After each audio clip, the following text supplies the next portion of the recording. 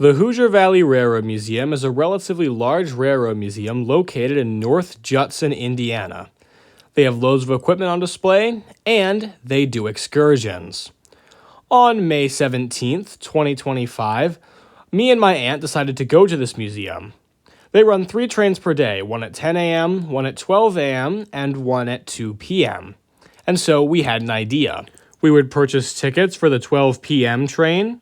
Then we would ride that train, get back to the museum, chill there for a while, and wait for the 2 o'clock train to depart, which we would then chase to get some shots of it from the outside. We got to the museum at around 11:30 on May 17th, and we had a little bit of time to wait before we could get on the 12 o'clock train and take a train ride, so we decided to look at the indoor exhibits inside of the depot.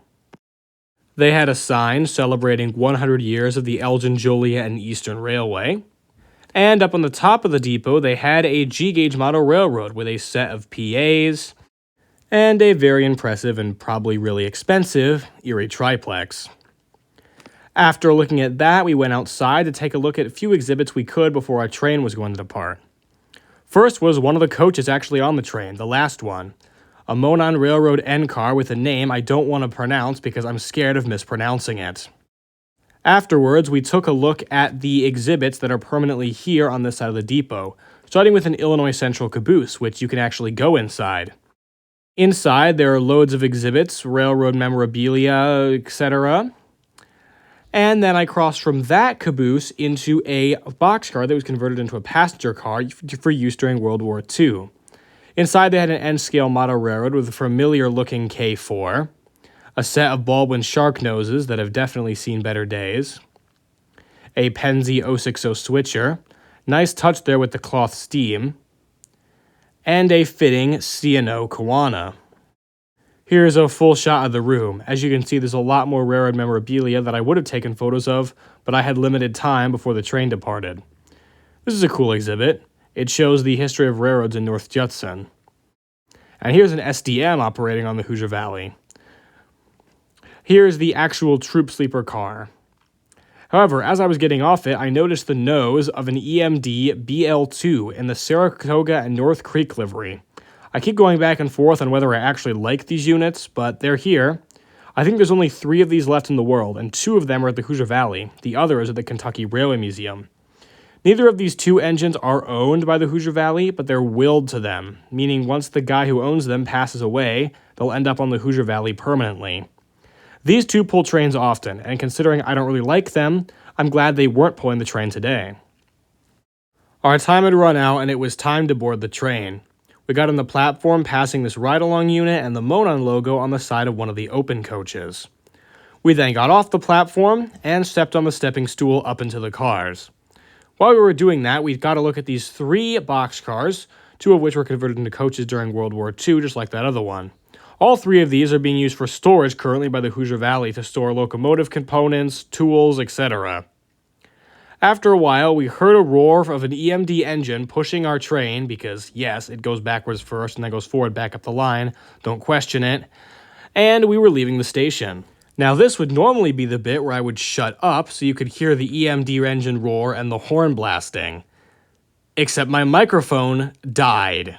Yeah, it died during this trip.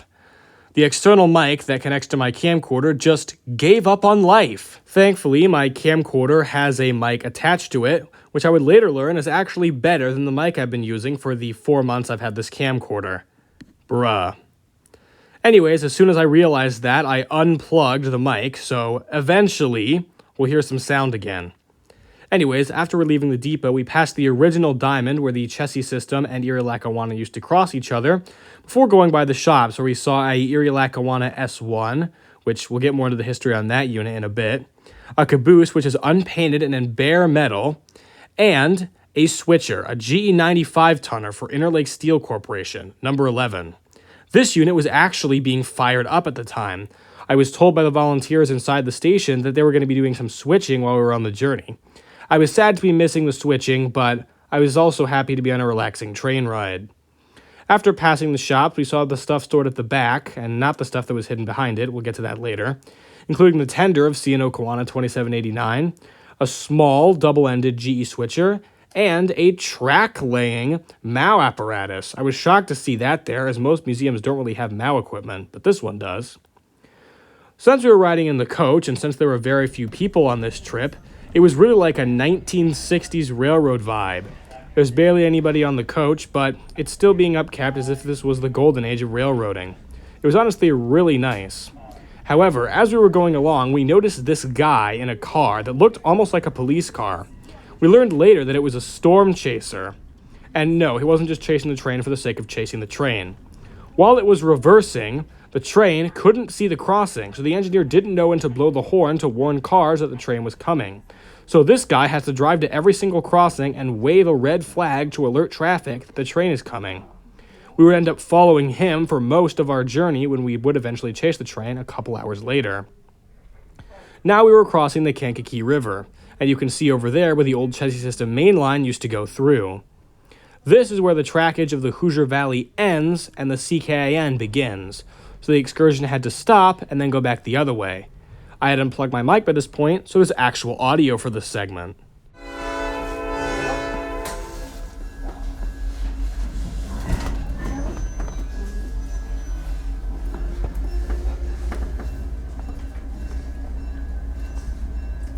After the train got going, we went down the exact same stretch of line as the last trip because we just went back and forth. So I'm just going to comment and say that this line is a very, very fun little short excursion.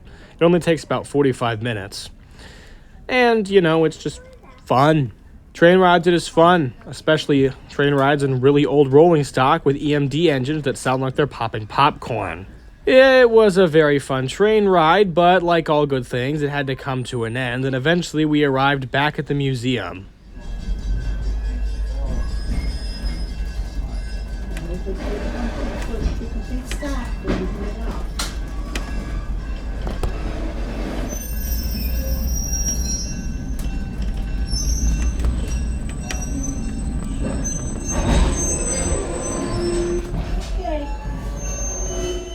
Once we got back, we took a look at some of the stuff near the shops, including this nickel plate baggage car, the Chicago and Northwestern 40-foot boxcar with the Overland Route slogan, and this Penn Central Jade Green boxcar. However, right next to it, we noticed that the number 11 Interlake Steel Corporation 95-tonner was actually over there. It had moved and done some switching while we were gone. At this point, we assumed the loco was simply disconnecting from its train and heading back into the shops. I was excited to get at least one view of number 11 before it went back into the shops for the rest of the day. Little did I know, I'd be getting a lot more than one view.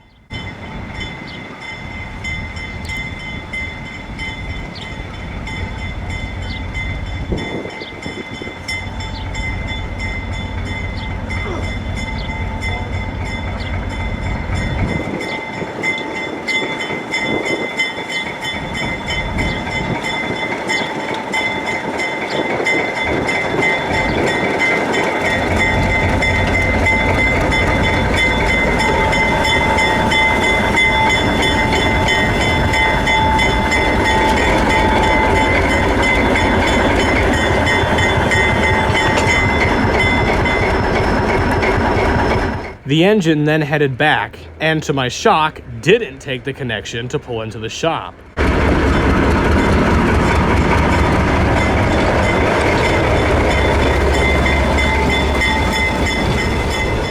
Instead, the engine took this track and completely bypassed the shop, and eventually took a section of points and switched onto the complete other line over there, which I believe is actually owned by the CKIN.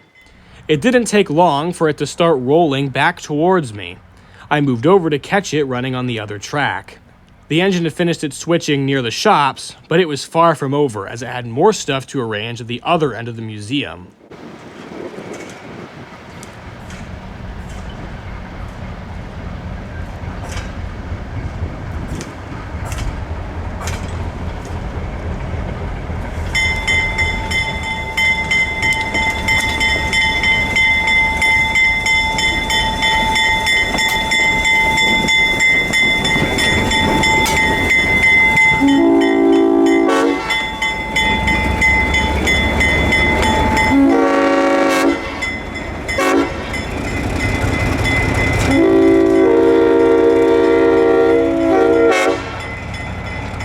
With 11 now leaving and going to the inaccessible parts of the museum, we decided to tour the rest of the exhibits near the depot.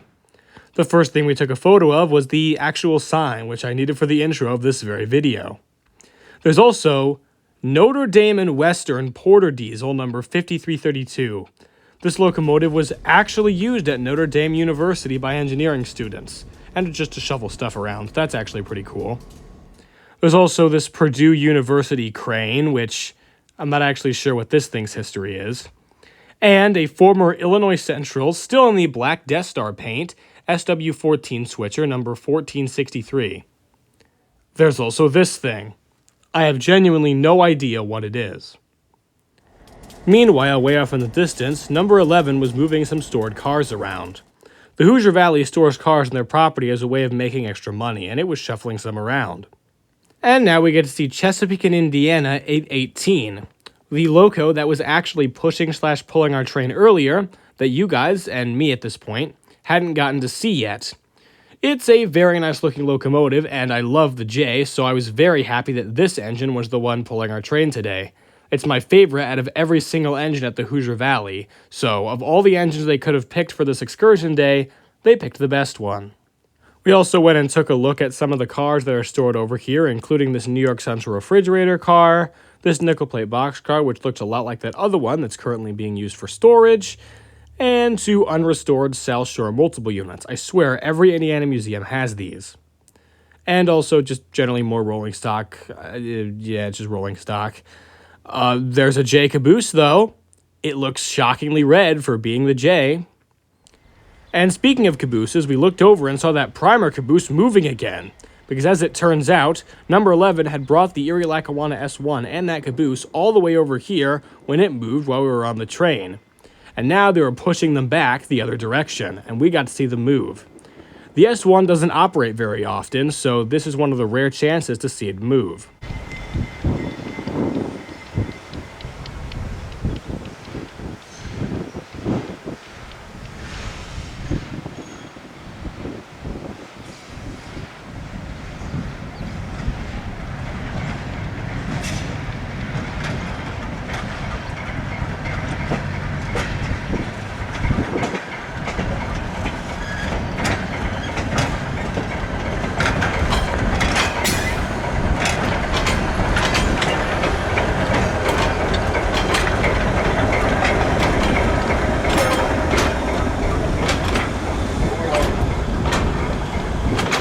After clearing the tank cars, they rolled to a stop. As it turns out, they weren't pushing these two all the way back to the sheds, they were just moving them out of the way so they could do more switching. And the 310 and 11 quickly parted ways as 11 headed away once again to do that previously mentioned switching.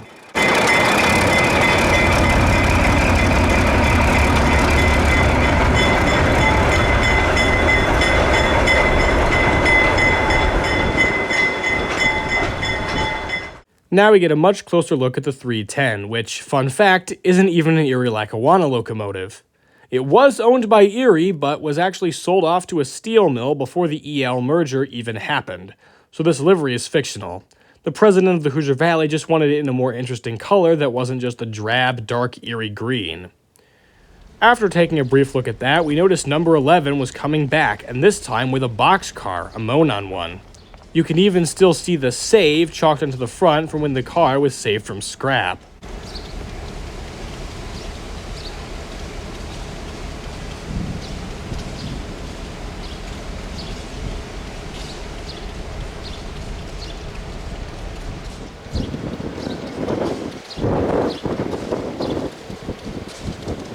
As it turned out, 11 was getting ready to move a whole cut of cars, which included the Monon boxcar. And here it is, roaring into life, pulling that whole cut. It was really chugging and going significantly slower than normal because it had to pull so much.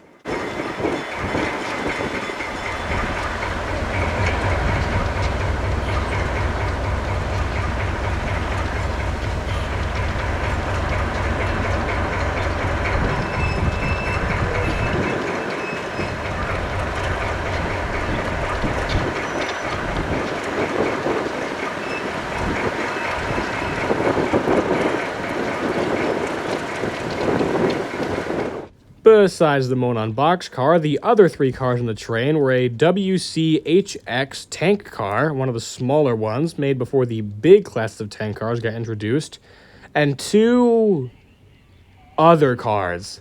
I don't know what these are. They're made of wood. Maybe they're like ore gondolas or something. I'm not completely sure. They're not in the greatest condition, though. If anyone in the comments could tell me what these things are or where they came from, that would be greatly appreciated, because I have no idea. As number 11 was coming to a stop, one of the Hoosier Valley Rare Museum volunteers showed up with a big camera and started taking pictures of number 11. He explained that he was taking pictures for the museum website. And then he offered to give us a shop tour, which we definitely accepted. But our conversation was interrupted by number 11 making another move after dropping off the 2 I have no idea what those are cars.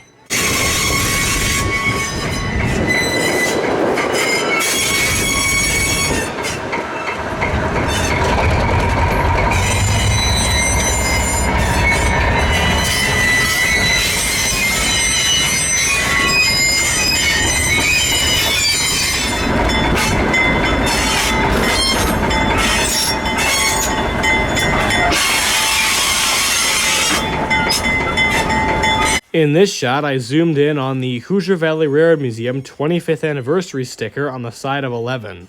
As you can see, said anniversary was in 2013, 12 years ago. Maybe you should remove that sticker, guys. It's also on 310, and honestly, I really don't like it. It kind of ruins the paint scheme. But I get why they haven't removed it. It'd probably be a massive hassle too. By now, it was nearly 2, and the train was about to depart, and we knew we had to chase it. We filmed this wigwag signal while wigging and wagging, and then got to look at the track, which used to have pedal-powered trains on it, and actually, I ended up riding one the first time I went to this museum back in 2021. It's dead now. After a little bit of waiting next to the platform, the conductor climbed onto the rear coach, which was holding all the passengers for this journey, and the train made preparations to reverse down the line. It wasn't very long before the blast of A18's horn shook the air, and the train departed the station.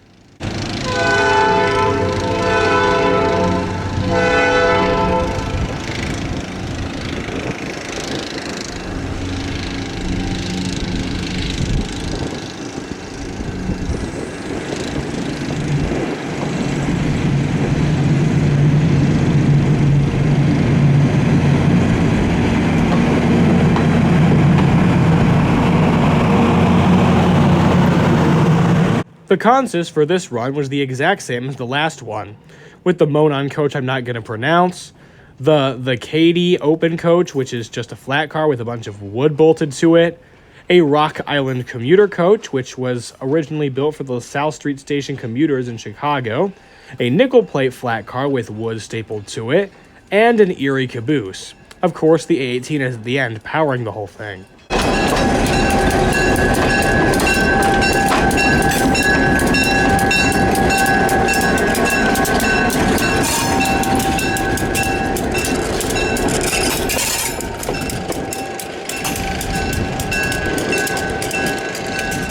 With the train having departed the station, it was time to begin the chase.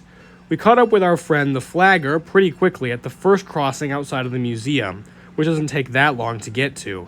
This is the only crossing where he doesn't cross the tracks, so we had to stay behind him while filming here. But at the other crossings, he does cross the tracks to warn of traffic coming from the other side. And so, this was the last time we couldn't stand near the train.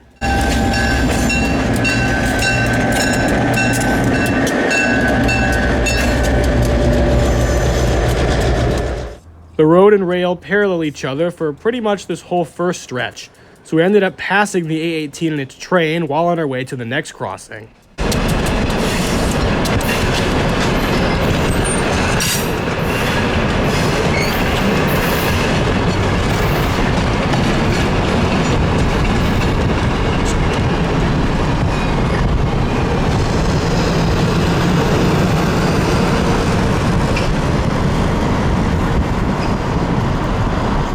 We easily beat them to said crossing and got what I think is the best shot of the whole backwards run.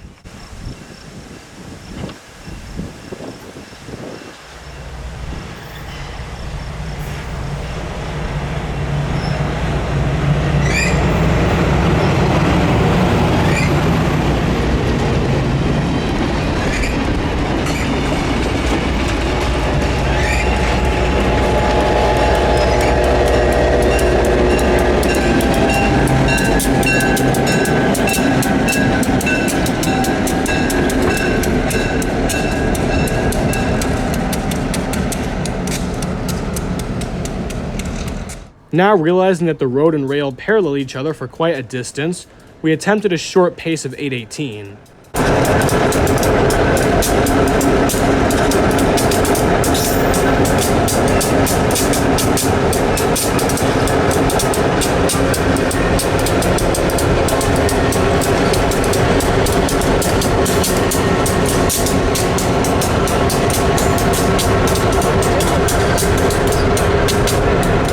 We then beat them to the next crossing, which was literally just another pull off of the road we were already going down.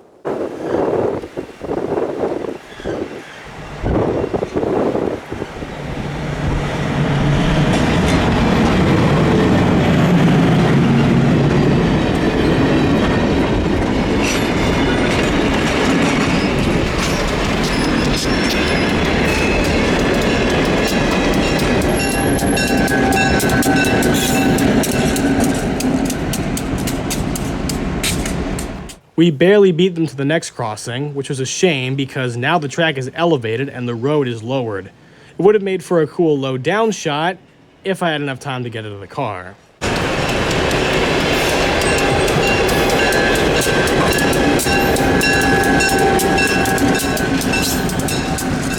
Now the road and track stopped paralleling each other and we had to head in a giant triangle across the tracks and then back to them, meaning that we were on the backlit side for this shot. This was the only backlit shot I got during the whole time though, and with how many shots I got of this train, I kind of like the fact this one was backlit. Makes it more unique.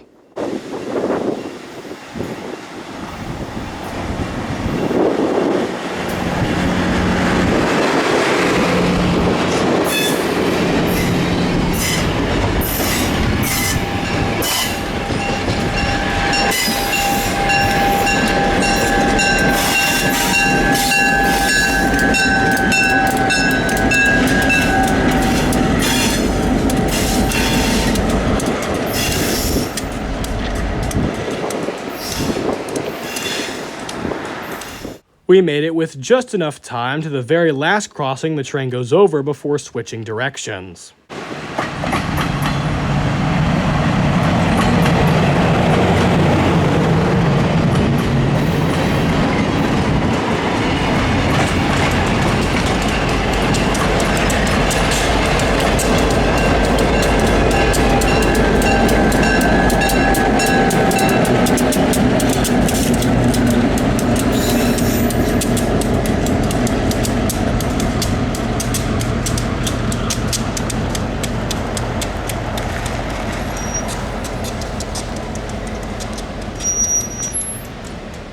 With this being the last crossing the train passed over, we had no choice but to just sit here and wait for the train to switch directions and come back, which it eventually did.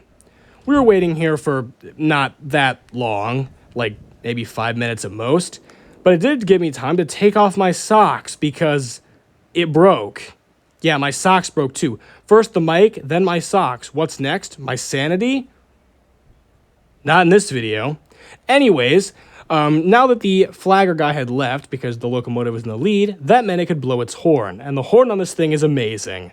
And this was pretty much the only good audio I got of it that wasn't obstructed by wind, so enjoy.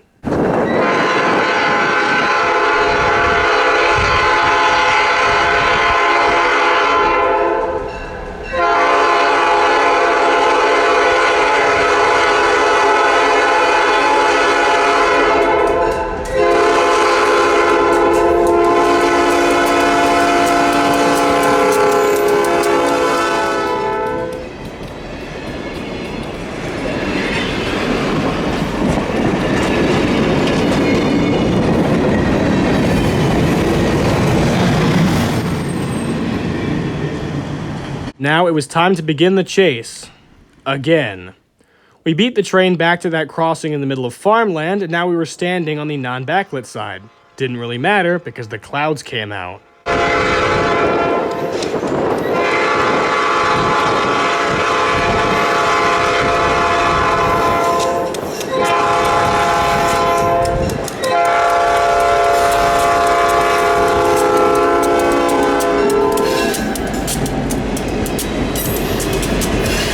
But not for long. It was nice of the sun to pop up for that 1 millisecond while the train was in front of my camera, and as a result, plus the smooth pan, made this the best shot I got of the entire train on this journey. Hey, remember that crossing with the cool lowered road and elevated track? Well, we beat the train to that crossing with plenty of time to set up the exact shot I wanted.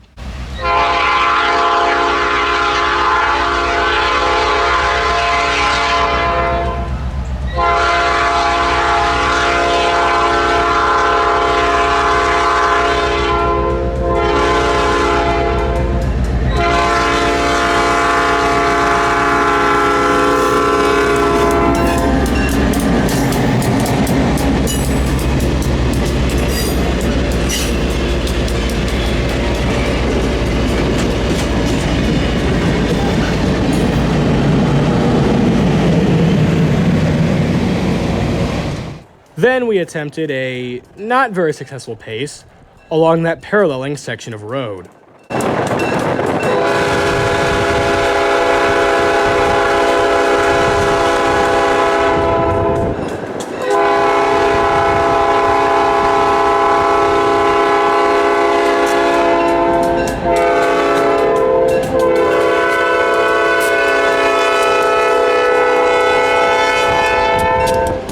As you just saw, we had to keep stopping and starting to match the speed of the train, since it was going a measly 15 miles an hour, which is the maximum speed on this line, but it was still slow.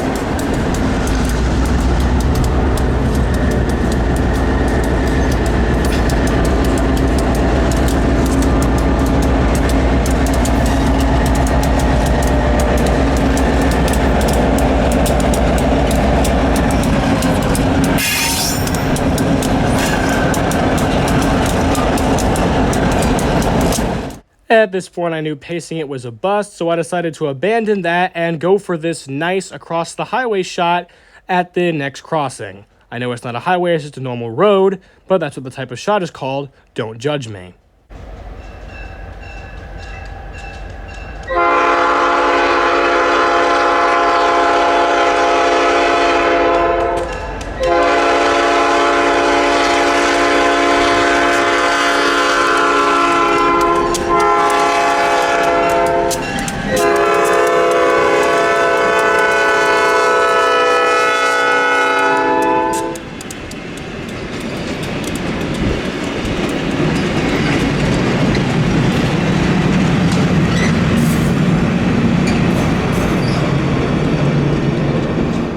Even though it was a really long way, we took a wrong turn and barely beat it back to the museum, where I got a nice shot of it going past these vintage signals. Gotta love those semaphores on the left.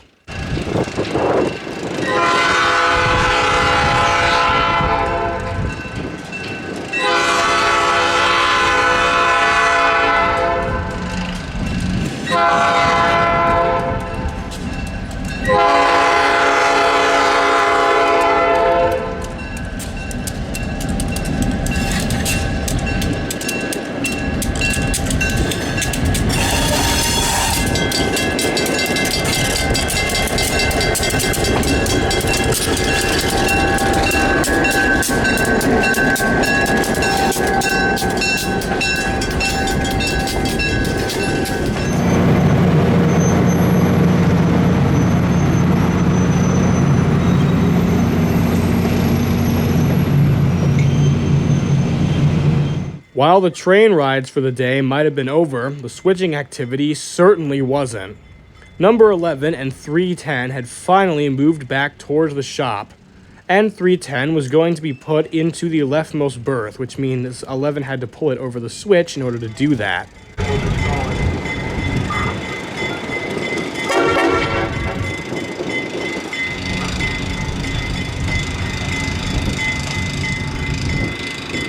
For the record, I was in agony for the entirety of this shot because I'd been holding up my camcorder all day because I forgot to bring a tripod like an idiot, and my camcorder is lopsided, so all the weight was going on my right arm, and my left arm wasn't supporting anything, meaning that my right arm was in agony and my left arm was fine. And if I swapped arms, then the camcorder would be facing backwards. So keeping that in mind, that I'm in immense agony for all of these switching shots.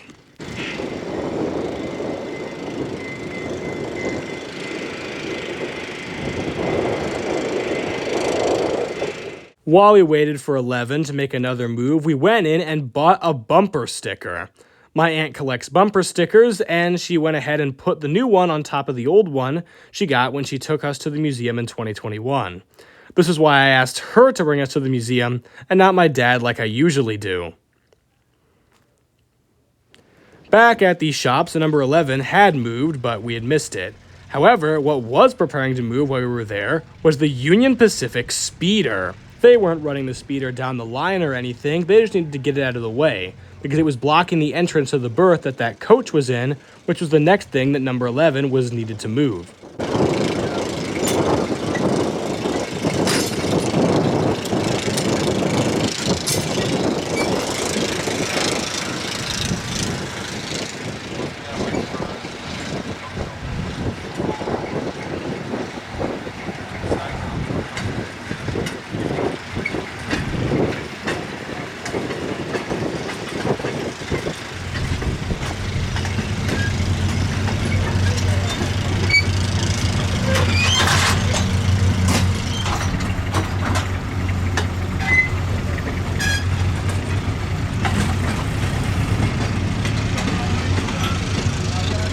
Catching this speeder move was really cool, not only because I've never seen one before, but also because it's extraordinarily rare to see speeders actually hauling rolling stock. The Hoosier Valley has a couple cars that are designed specifically for use with it, while most other places just drive their speeders on their own to examine the line. That's what they are built for. After the speeder got out of the way, number 11 made a switch move to go into the rightmost berth and pick up that coach. And something else. But we'll get to that in a second.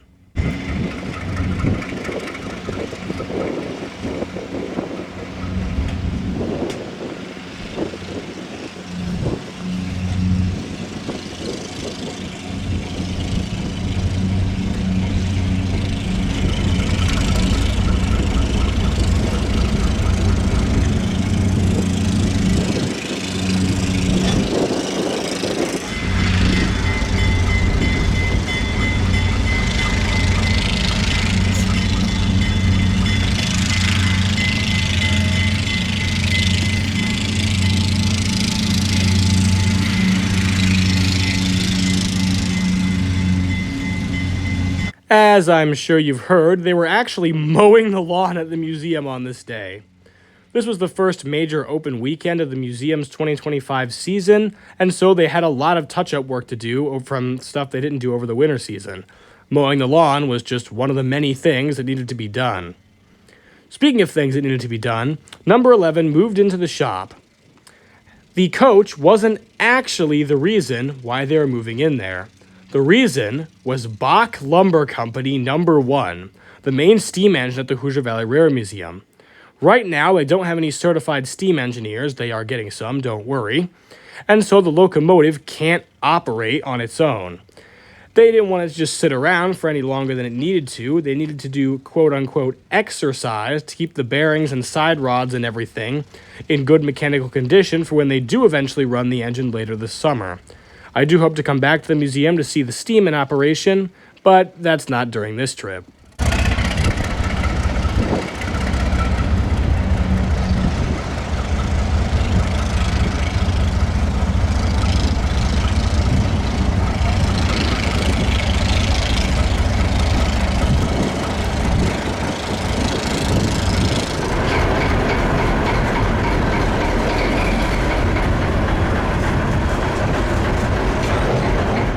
While number 1, getting its exercise, was the main purpose of this switch move, there was another one.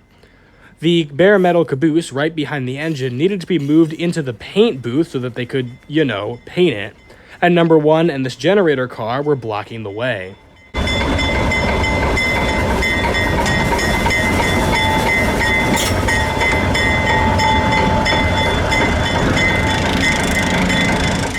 As number 11 hauled the bare metal caboose across the tracks to shove it into the paint booth, I decided I had gotten enough shots of number 11 for one day, and we went to go find the guy who was going to give us our shop tour.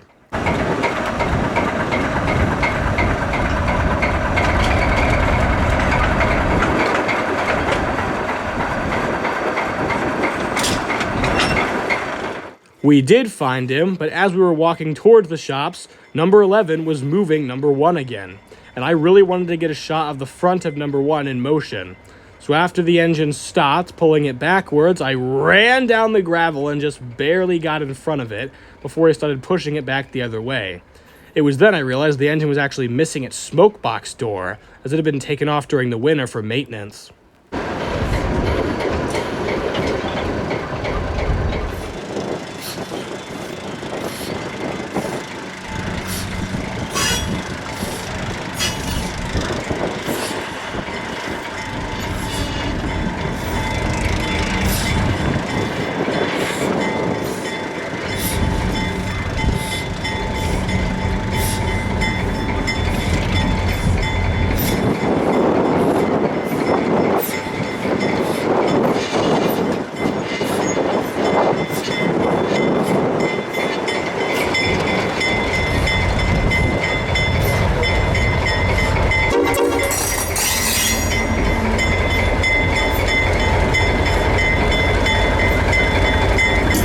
Now we get a good look at this generator car.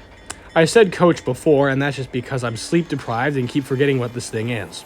It's an ex-Union Pacific generator car, and it was actually used by UP for a while in their early steam program to heat coaches.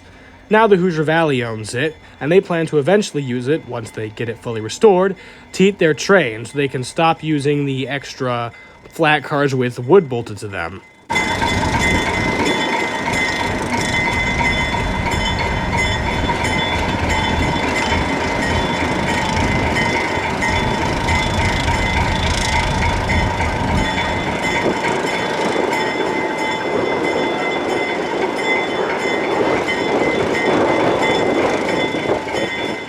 Then we got our shop tour, and we decided to tour the outside exhibits first, starting with this Penn Central boxcar, this as of yet to be painted Long Island Railroad caboose, this Alco RS1, which, it's definitely seen better days.